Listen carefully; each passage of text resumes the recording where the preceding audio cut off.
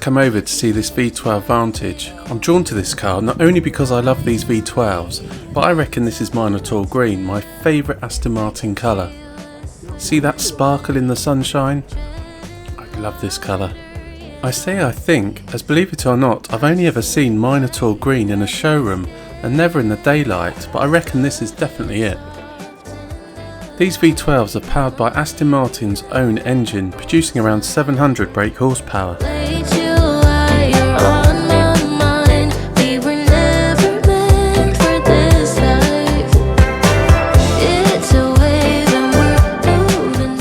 Leather tan interior, which I wonder if that causes issues with reflections during spells of bright sunshine. I love the distinctive aero sculpture of these here on the side. As you can see, that matte gold colour continues here with this line around these side seals. And back here we should find a very attractive rear end, with a twin exhaust tucked way down in the centre there. I'm not that keen on these rear wings. I personally think it looks better without it. Nothing good comes for free. I am leaving, tell me what to do. I can feel it slipping away. Shape emotions ain't nothing new, but I still break just the same. Love drifts off in the light. It's great to see this here.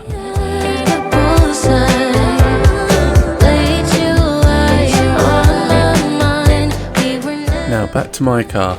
I've given everything a good clean, and it's really tricky as I need to film as well. But as well as the outside, I've cleaned and hoovered inside here as well. I think it looks very clean, especially considering some of the day's travel we've had with the bad weather. And during a concours, the car has to be presented with everything out of the car, hence all my bags over here. As soon as the judges have finished with my car, I'll put everything back in the boot. But yeah, considering how dirty it was first thing this morning, in this sunlight it's come up very well. Now I know I'll be marked down having this in the window, and other stickers here, but for me this is part of the car's heritage and history, and getting it displayed at the iconic London Concours earlier this year was a great experience. And there's that limited edition RAF Vantage S and the On Her Majesty's Secret Service edition, that gold DBS leaving the display area there. A lovely duo, and those mountains are amazing. Hello. Hello. I'm Tom. I'm Dan. Who's the owner of the other DBS? I haven't seen the owner of that one actually. I saw him when he dropped it off. Yeah. I haven't seen him since. Well, they've been asked. You've been asked to be here when we're doing it. Yeah.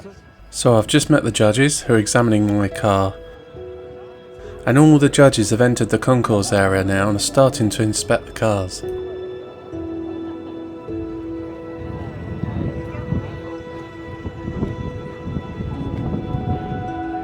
This is when I asked myself whether I was thorough enough. Have I missed areas? So the judges want the cars looking as close to when they rolled off the factory line as possible, with no added extras. Okay, so the judges are now looking at my car.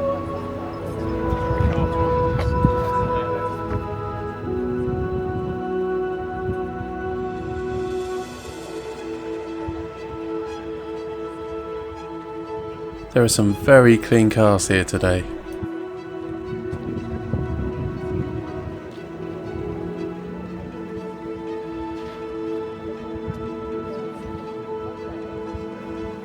The standards appear very high for this international Aston Martin Owners Club Concours.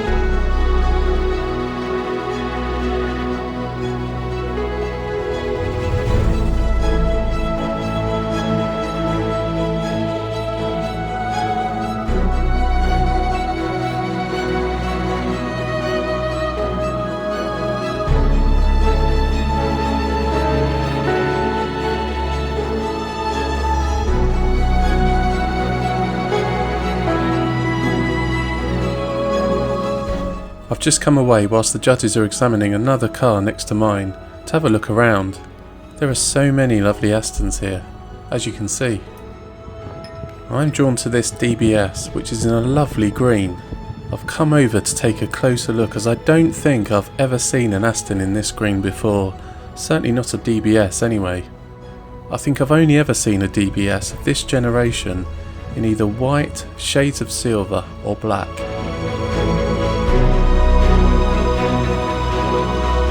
There's no sparkle in this paint, so it's quite a flat colour. I think it looks lovely with these silver alloy wheels.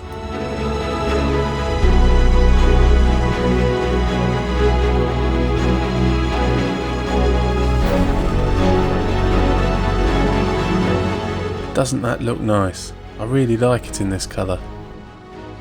It looks slightly darker than the Chiltern green they do now. Light tan interior with that distinctive and shiny manual gear stick in there.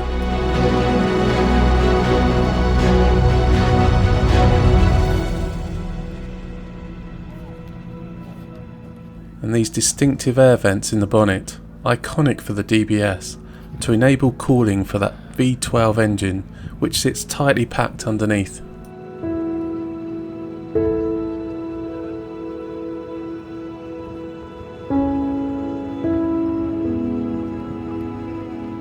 And this one is sporting a Belgium number plate. It's great to see it here. Right, let's return to another special car that we saw earlier. Right, so I'm Dan. Jörg. Yeah. Hi, Dan. Nice to meet you, Yak. Yeah, this is your lovely car. I don't know anything about this car. Please tell me about it. Right, this is Aston Martin DB24, 2.4. which was personally made by its owner. It's a British industryman who lived in Morocco. Right. Okay. And he had a DB24 Coupe before. Right. He was a racing driver. He crashed it in 1953. Yep. And he was a close friend to David Brown. Wow. He called him, I need a new car. Yeah. David said, well, we only have the same again. He said, no, I want something new. So they agreed to send chassis, engine to Italy, to Alemano in Torino. Right. And they designed the body, and he made the car like this. Wow. Finally, he got the car in 53 by the end. He had it 3 days. Then he called David Brown and said, this car doesn't work. It doesn't run enough. Wow. So David Brown, okay, you send me money, I'll send you my mechanics, and you will get it. We'll sort it out. No, you will get the DB3 engine. Oh, wow. The DB3 was powered by a series of straight six engines. Initially a 2.6 litre, which was later enlarged to 2.9 litre, which produced up to 210 brake horsepower and was a significant upgrade for the racing DB3S. So that's what's in here? That's the DB3 engine, original. 1 week after delivery, he got the DB3 engine. Wow, what a story. And he What kept year is this? 1953. 1953. And he kept the car until end of the 80s. Yes. And it was everything rotten then, Right. in Morocco, in Casablanca exactly. And then he sold it to America. Right. And somebody began the restoration. He went bankrupt. Then the restoration company took over the car. Yep. They finished it, went to Pebble Beach in '94 Yep. and made a class wing. Wow. And then the car went to Black Oak Collection, very Yep. famous, Yep. California. And somebody else bought the car. And in 2017, I was happy enough to buy the car. Everything was not working. No engine, no gearbox, no rear axle, no steering, Wow. nothing. And we rebuilt it completely in Switzerland. Wow. So you are to be thanked for doing what you did to this car and bringing it here today. It was my pleasure to bring it here. Yeah. I know we never showed it off really. Yeah. Well, it's grabbed a lot of people's attention, hasn't it, today? Yeah. Every time I've come to try and film it, there's always been a swarm of people, which is testament to the work that's been done on it. To be honest, I mean, for 1953, Yes. it looks very modern. Yes. If you park next a DB2, Yeah. so Yeah. the DB2 looks 10 years older. Yes. No. And the inside, did that need a lot of work as well? It was like this from America. Right. Okay. So it's. Still original 1994. Do you mind if I film inside? Is that okay? Anything you like. Also, you can film the engine. Oh yes, that'd be The lovely. switch is very nice. It's got the wrinkled dash, like the old Ferraris and Maseratis. Yeah. Wow. Look Well, at that. especially Italian style.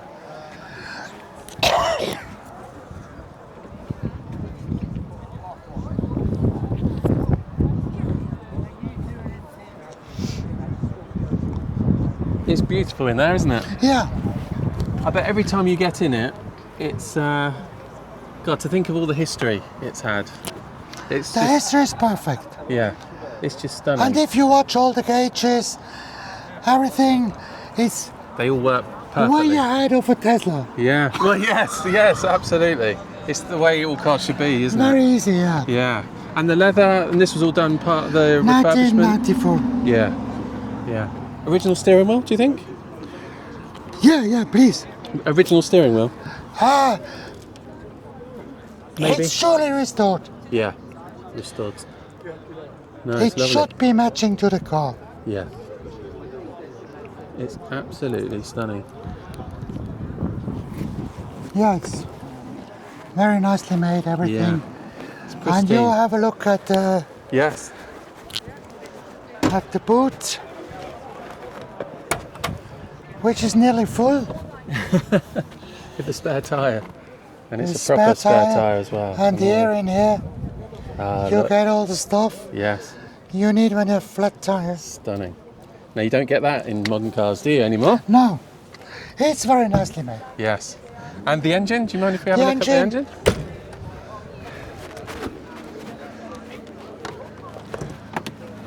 To be honest, the engine is a dream. I bet it is. If the exterior and the interior's got anything to go by. And there we have it. Look at that. It's DB3 original, Yeah. 3 rubbers. So what do you know what sort of power this puts out? It's about 220. 220 horsepower, which that's for this era of car, that's a lot of power, isn't it? And the original one has 140. Yeah. Wow. DB2 for the Yeah. first ones. Yeah. No, it's absolutely stunning. And does it run really perfectly? Touch wood. You need a little bit of revs, Yes. but it's very powerful, very Yeah. noisy. but very Yes. powerful. And the noise is stunning. That's what makes the car, You doesn't want it? to hear it? You know what I'm going to ask? You like? Can you? Yes. Yeah? Now, where's the... I suppose I better be at this end. This end, yeah. I'll come at this end.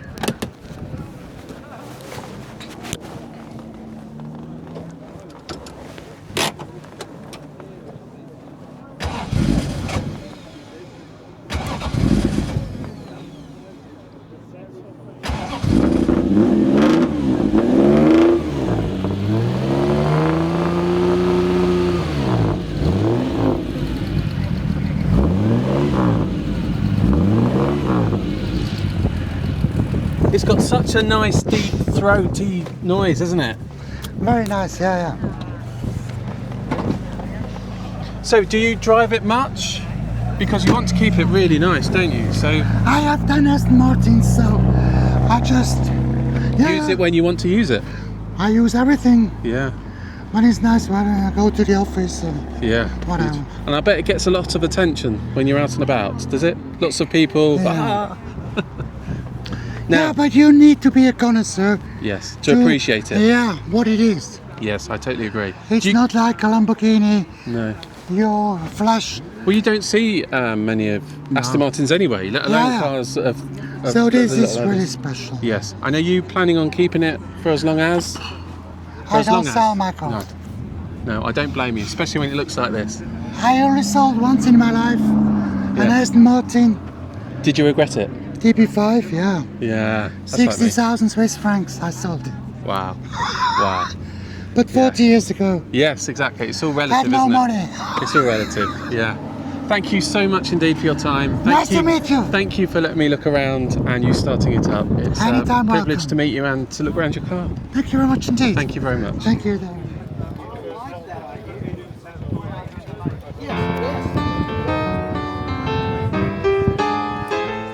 Now this is the closest piece of music that I could find which is slightly similar to what Sir Elton John produced.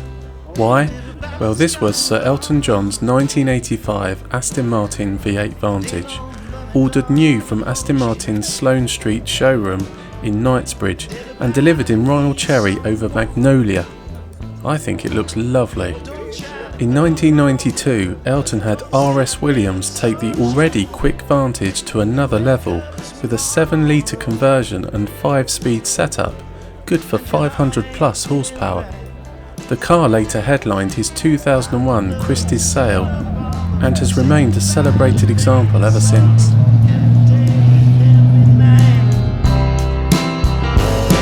Well, I've walked away from the main area now and people are starting to leave to take their cars back up towards the hotel for a prize-giving reception and a meal, and the results of the concours are going to be announced. So I'm going to go to that. But yeah, I certainly picked up the odd comment from the judges, quite rightly too, about some watermarks that I'd missed. I think there was a bit of dust in the car that wasn't quite right, some dirt on the wheels and various other things. So yeah, I'm not expecting to be marked very highly on that, but it's all about the taking part and the experience. And actually it's really nice to see my FTP Vantage back really clean.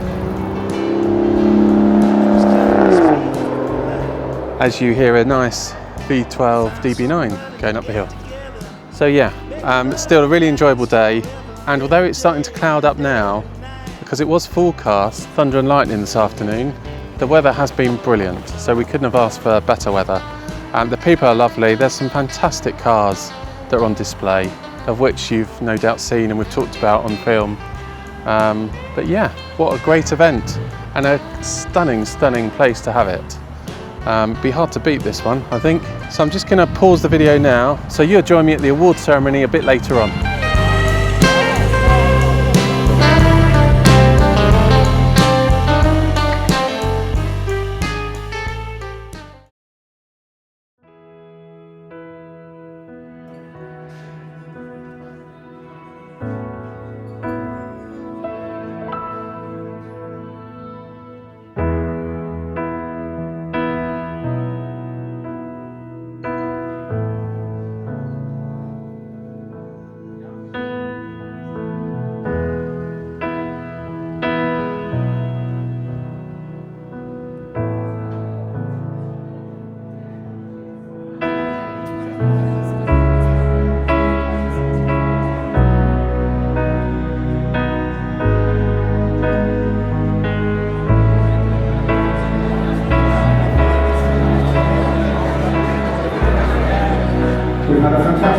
of cars.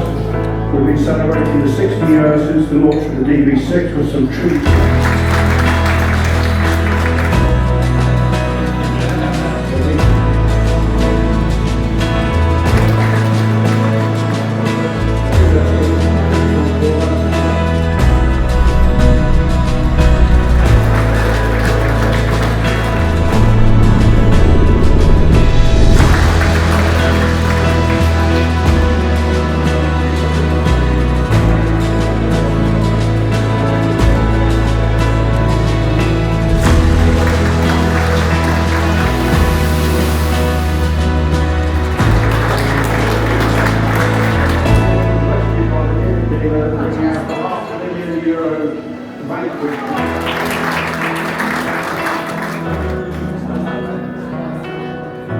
Okay, so the judges are now looking at my car.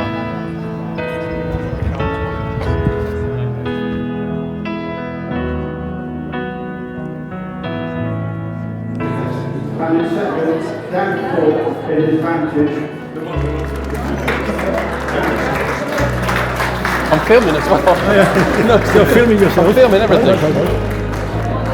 That's lovely, thank you. The moment it happens, everything will be okay.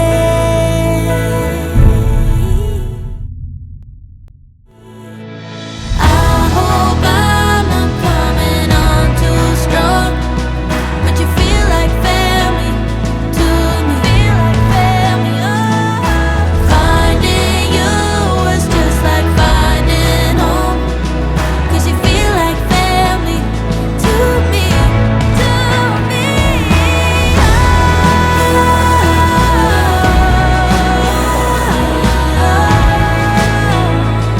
Yeah, you feel like family,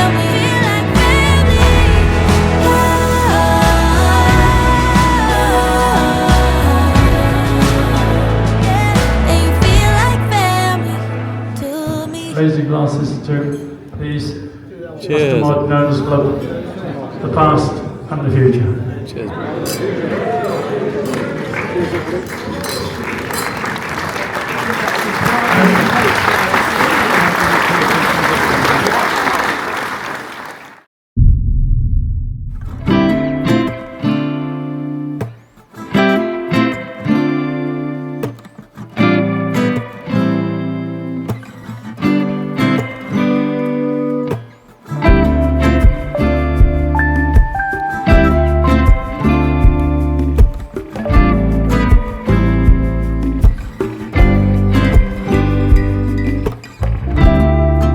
It's not as enjoyable as the coffee I have at home, but I love coffee, and it'll do. So this is the day after the Concours. It's a bit like, I'm calling this my rest day, because yesterday was very long, getting up really early to wash my car and prepare my car for the Concours, as you saw in the video. And the day didn't end till quite late after that lovely dinner that we had in that lovely indoor tennis court that had been pretty much refurbished to cater for all those tables, and the lovely display of those historic Aston Martins, including that VMF 64 car, that historic DB2, which I was chuffed to see and wasn't expecting to see that. Yeah, second in class. The second time I got second place.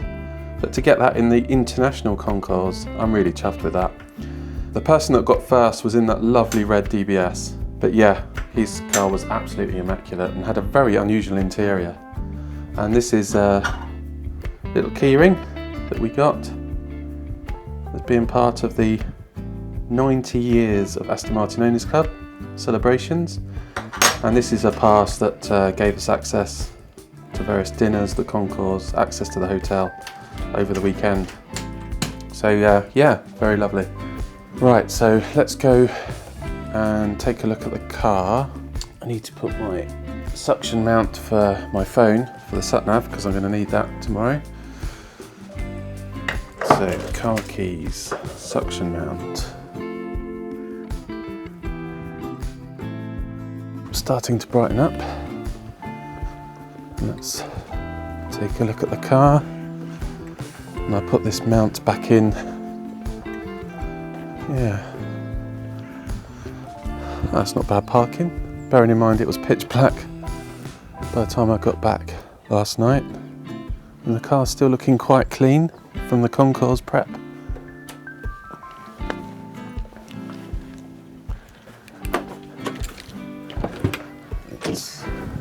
That's the mount all refitted. After taking the mounts off for the Concours, you can't have anything like that in the car, otherwise they deduct points. What I tend to do is I always have this. This isn't Dettol, this is a recycled Dettol service cleanser spray bottle. And I've just filled it up with water, and I tend just to spray these pads, a very light spray of water before I attached the mount. And over time it just really seals it. I mean, I did that for this yesterday. This is my sort of, obviously it's almost like a dash cam really. That's what I do with this one, and it's absolutely solid. So yeah, this is always quite useful, and it's also useful just to use it to wipe the windscreen when you get bugs splattered on your windscreen that the wipers can't take off. Look at that view in the background, those mountains with the clouds. Yeah, I use that to help wipe the windscreen. So yeah, that's all mounted now, all ready for tomorrow as I head towards Germany and my overnight stay Airbnb. But let's just have a look at the mileage that I've done. So I've done 1,884 kilometres since I left the UK. Well, since I left the garage when I filled up in West Yorkshire, just before you go on the M1. So since that point, that's what these measurements are taken from. I've spent 23 hours and 4 minutes in the car, with an average speed of 81 kilometers an hour. So yeah, and the car has been absolutely faultless. Yeah, the tech with this, I mean, I'm not into screens, and I only use this for making phone calls, listening to the radio, which is rare because I normally listen to Spotify. It links wirelessly via Bluetooth, no issues at all. Let's power it up. So it's all the old Mercedes tech, but yeah, I tend to use it for ventilation. And again, with this car, you've got these lovely big dials, so you can drive along and they sort of click. They don't sound click, but you can feel the movement in the dial to know, and it's displayed there on the screen when you move it. It's just so easy to live with, and all these dials and switches are just lovely. These are a sort of matte finish to them, so they're not gloss, so they don't have any smeared fingerprints. The only thing that's gloss really is these buttons here, which I just wipe now and again because you do see some fingerprints, and the lovely engine start-stop button in the middle. So pretty much all set for tomorrow's journey. It should take between 3.5 to 4 hours to get to my Airbnb in Germany. So we'll see what that's like. I'll bring you along for the ride. And then from there, the following morning, which will be Tuesday, I'm getting up very early and heading to Reims to visit the Pommery Champagne cellars. Now, Pommery significantly is in partnership with Aston Martin Owners Club, so they support the club, supply the club with champagne. Not that I drink much of it, but as I'm passing, I thought it was worthwhile to pop in and see, because I think their cellars are quite impressive. But we'll get to see that, and obviously I'll film that and share it with you. So yeah, all set. So let's put this back in the boot.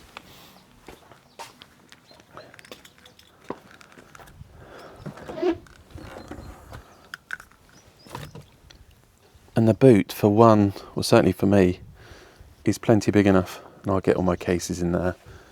And as you've probably seen before, this bit folds down. Not that I never need to fold that down really. Perfectly big enough. For me, a perfect GT car. It fulfills the GT and the sports car element in my view. So yeah. And this is where I'm staying. Just look at those mountains. I just thought I'd show you a couple of documents that Aston Martin Owners Club have helpfully produced to support members that are on this trip. So first off, we have this lovely booklet, which just talks about the trip, the celebrations. There's some options for some excursions, the car displays, an introduction to Concours, how to become an Aston Martin Owners Club member, talk about some of the nearby trips out.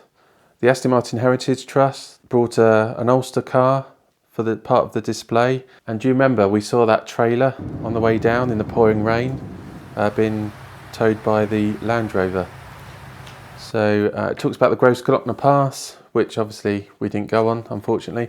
So yeah, helpful little booklet. And they also produced the Großglockner Tour road book, which, I mean, I've never done the Mini Miglia, but I've seen videos on it, and it's sort of similar to that. Quite a helpful directional guide of the route that was planned to see us across the Großglockner, which unfortunately, due to the weather, we didn't go on. But nonetheless, if I come back, I might bring that as a reference guide. So yeah, that's it for now. I'll continue downloading footage and getting up to date with that, and I will see you tomorrow morning when we leave here to head to Germany.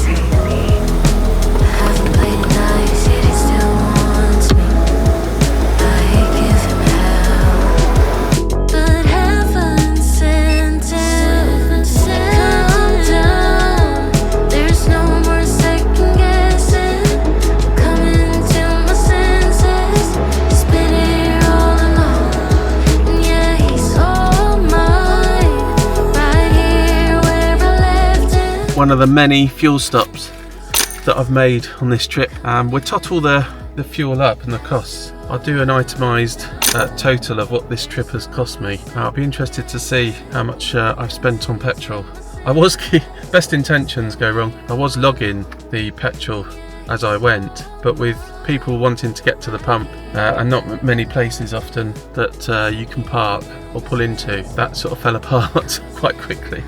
The weather's not that bright, but you can see some of the mountains around here. It's so beautiful, Austria. If you've never been to Austria and you like driving, it's worth bringing your car. It is a stunning place to come and visit. Anyway, my destination is around 3 hours 15 minutes away, around 318 kilometers. So onwards.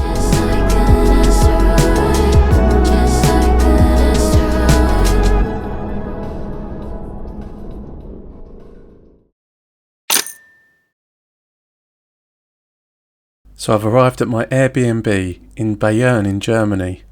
I encountered a bit of rain, so the FTP Vantage still looks reasonably clean. I've just met the owners of the property that I'm staying in, so I'll show you around in a mo. Now I have a self-contained part of this large house, and it all looks really nice. The owners offered me to park the FTP Vantage in the garage, but as I'm leaving really early tomorrow morning, I think it's fine on the drive here. So let me show you where I'm staying, and I'll leave all the details in the description below in case you fancy staying here too. So we just walk up these steps.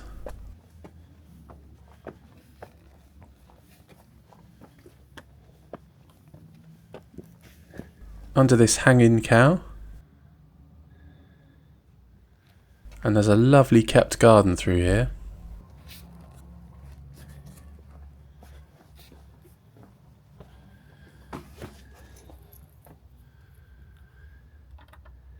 Then we go through here.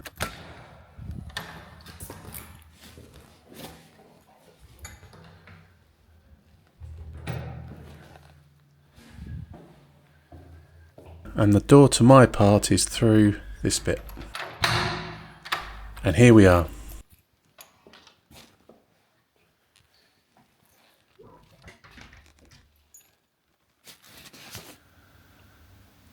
So, this is my Airbnb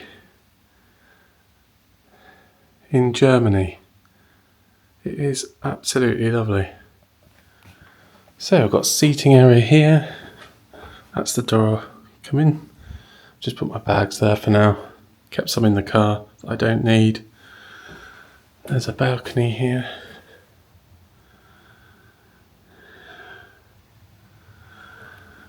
And we're not far from Lake Constance, I think it's called.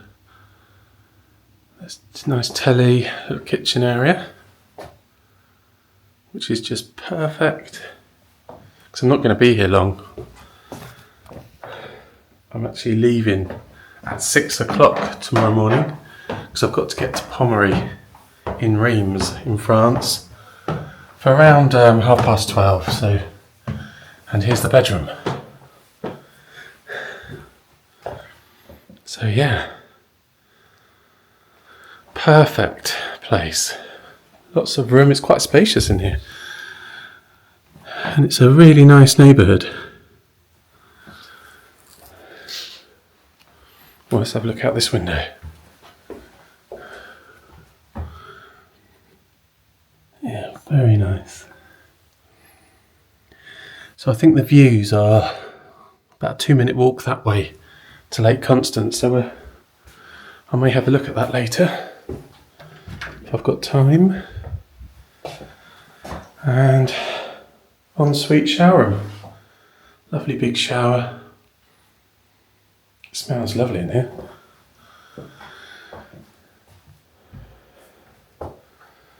So yeah, perfect.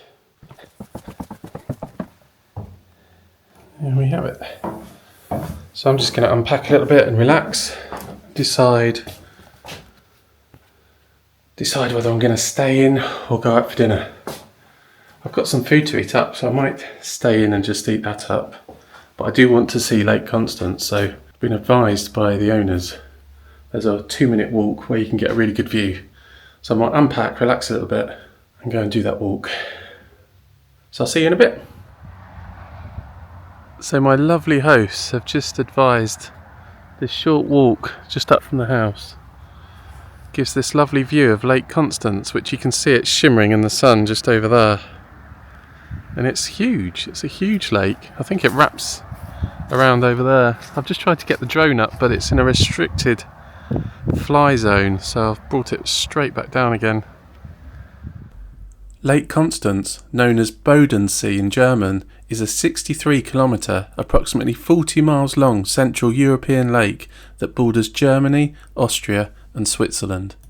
It has a cycle path which encircles the entire lake in about 260 kilometres, which is equivalent to 161 miles. After seeing the lake, I decided to return to my flat and call home.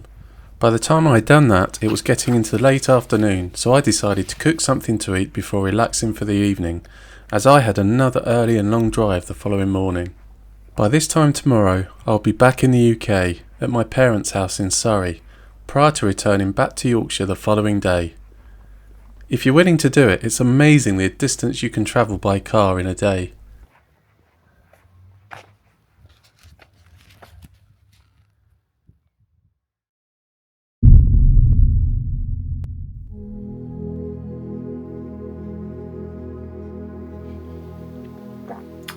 Well, morning everyone.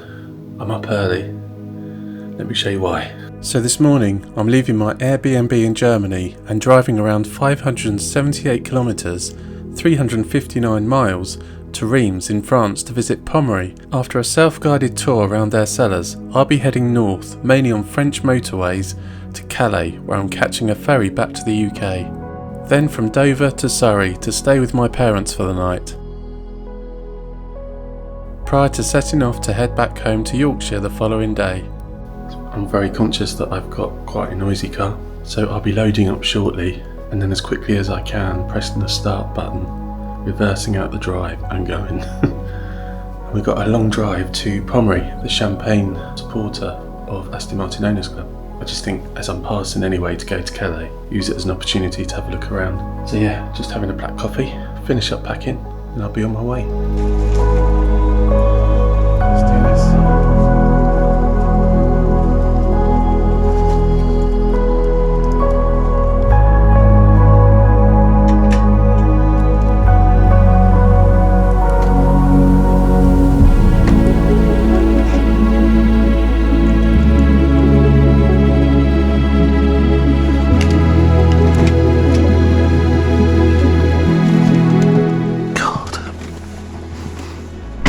Okay. Oh, my back's all wet now. I left my coats in the car last night. God, it's pouring down. Whenever I come to Germany, it always seems to pour with rain.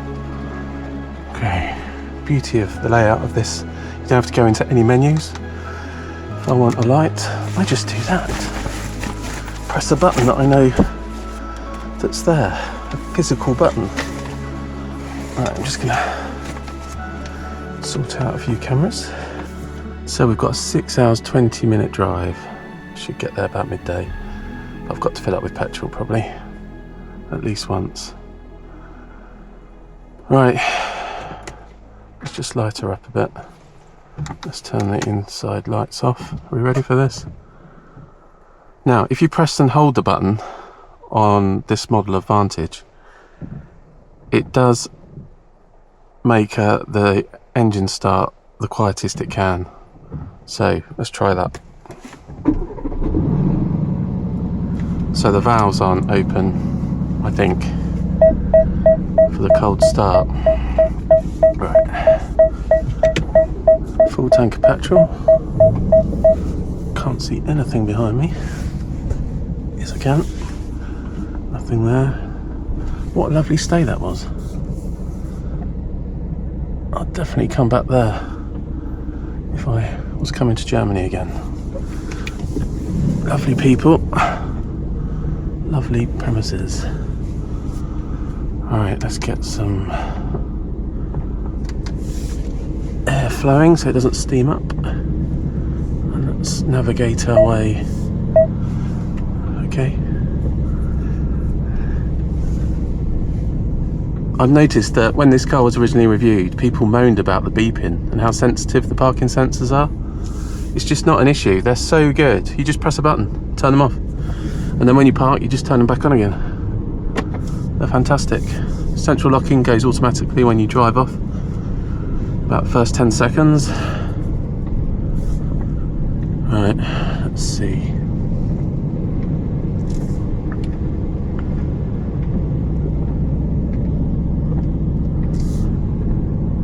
Let's get things flowing.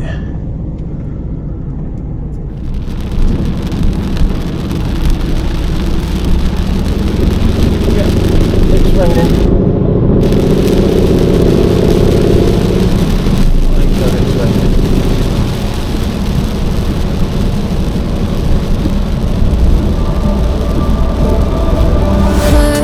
Put all your stuff away and check out for the day. There's no time to waste when it's 100 degrees. Burns under my feet. Won't you have a drink with me? We head into town, see what it's about. Barely need a shirt, though the sun has almost set. Make the most of it. I know we will dance and sing. There's a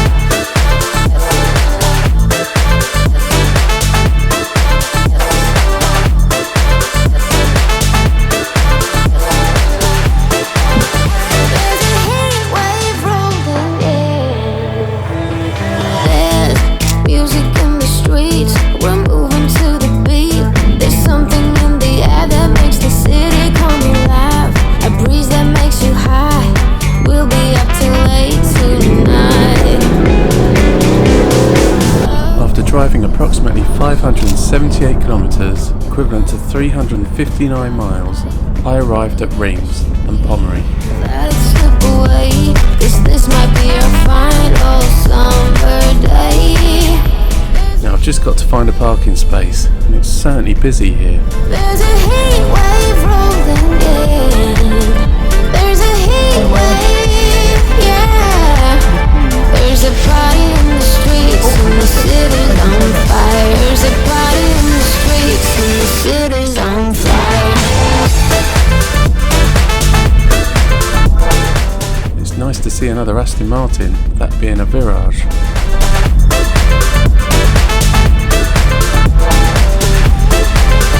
There's a heat wave rolling. So here we are, we're in Reims and we've arrived at Pommery. I'm lucky to find a parking space because it is busy. I think this is the only parking space that I can see. Lovely parking attendant over there pointed me this way. But yeah, there is one more and it's over here and it's a UK Aston Martin.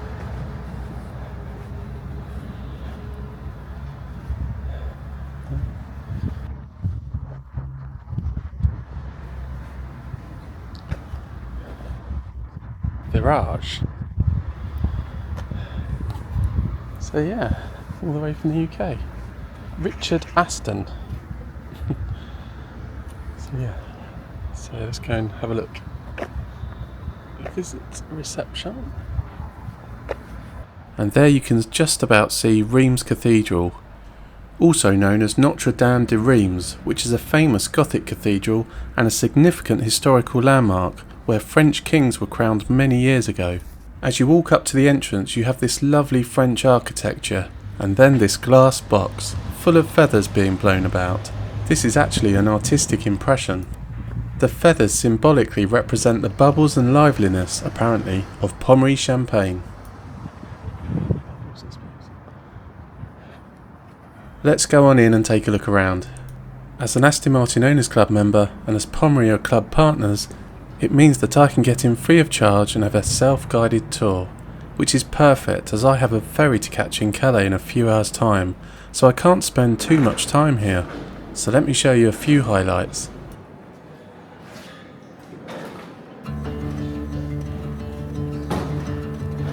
We got nowhere to be, just a slow dance with the summer heat.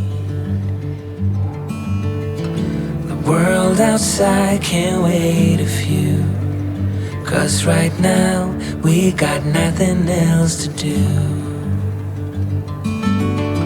The sun is peeking through the cotton white blinds, your hands still tangled up in mine. Feet on the wall, your head on me, floating easy. We got nowhere to be, got nowhere to be.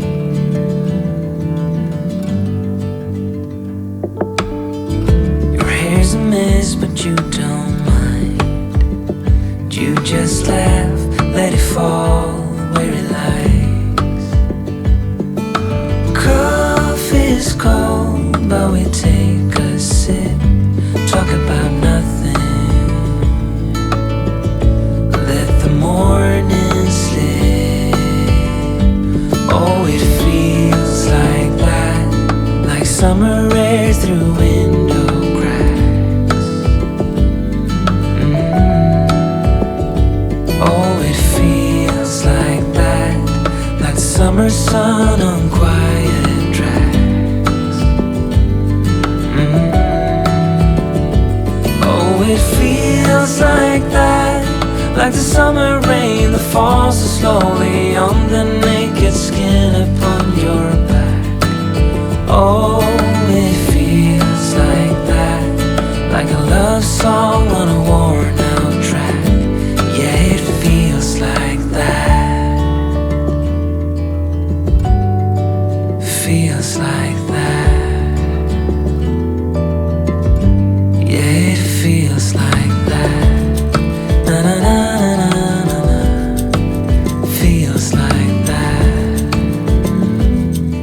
eerie down here. It's like got their own tube tracks, got their own underground. Oh, it feels like that, like the summer sun on quiet tracks. Oh, it feels like that, like the summer rain that falls so slowly on the naked skin upon your back. Oh, it feels like that, like a love song on a worn out track. Yeah, it feels like that. Feels like that.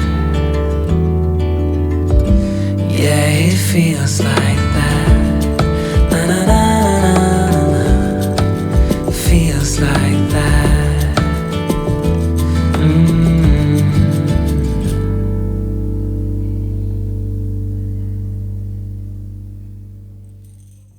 Just a quick visit to Pommery here in Reims. It's well worth a visit. I mean, the cellars, they're a bit spooky, and there's bottles everywhere. Yeah, it's got a strange atmosphere, but it's sort of mixed in with elements of art as well. And I didn't have time to sort of have a self-guided tour with somebody talking me through every point because I've got a ferry to catch. So I think we'll do one more fill up of petrol and then all the way to Calais and the ferry port. But wow, what a trip. And if you're an Aston Martin Owners Club member, it's free to get in. So otherwise it would cost about €27. So it's well worth a visit. Anyway, onwards to Calais.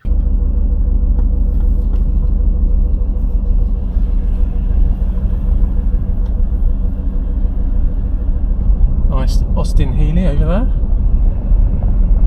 UK plate.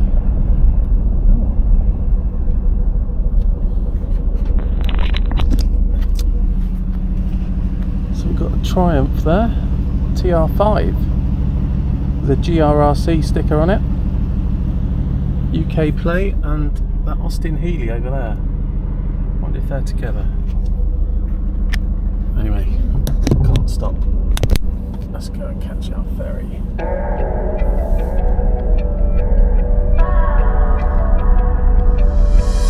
The journey to Calais ferry port was fairly uneventful, mostly on dry roads thankfully. I had my last petrol stop in France, £52.49, so total spent on petrol so far £679.84. After 942 kilometres, approximately 585 miles, since leaving Germany earlier this morning, I had arrived at the ferry port of Calais. As you can see, the FTP Vantage by now was wearing a few insect casualties on the windscreen.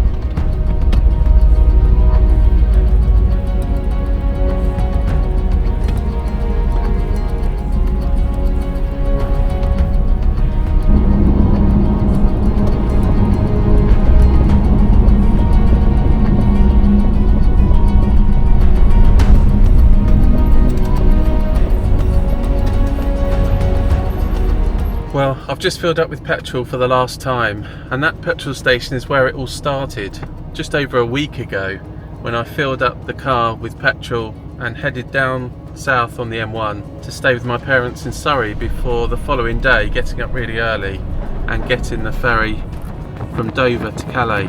So let me just, I've kept the counters going and I haven't touched them, so I zeroed all the counters on the car at that petrol station at the time of filling up. That's today's journey. So in total I have driven, since I left that petrol station just over a week ago, I have travelled 2,265 miles on this journey. I've been in the car driving for a total of 42 hours and 24 minutes. I've done an average speed of 53 miles per hour, which, I'm not being funny, taking into account some of the traffic I've encountered, isn't too bad. And the car's done 26.1 miles to the gallon. So yeah, it's been a great road trip, and this car, I cannot stress it enough, has been absolutely fantastic. I'm smitten by this car, and the more I drive it, the more attached I get to it. So yeah, it feels that it does everything that I want it to do. It drives like such a good GT car, Grand Touring car. And I know they designed in this era the DB11 to do that, but this does it just fine. It's so comfortable, the seats are comfy, it's a lovely place to be, everything works. It didn't miss a beat. Anyway, so I'll do another video with all the costs and a breakdown. What an experience. We've seen some lovely locations, some lovely cars and some lovely people. So what a road trip. From here to Austria and back, with a few things in between, to celebrate Aston Martin Owners Club 90th anniversary. I wonder what their 100th anniversary celebrations are going to look like. Hopefully I'll still be around to see that. I think that should be in the UK, personally, but we'll see. Anyway, if you enjoyed this series, then please give it a thumbs up. Comments below, as always, are always welcome. And please subscribe, because even though this road trip's done, there's plenty more videos to come. See you on the next one. She got everything she needs, so beautiful but me.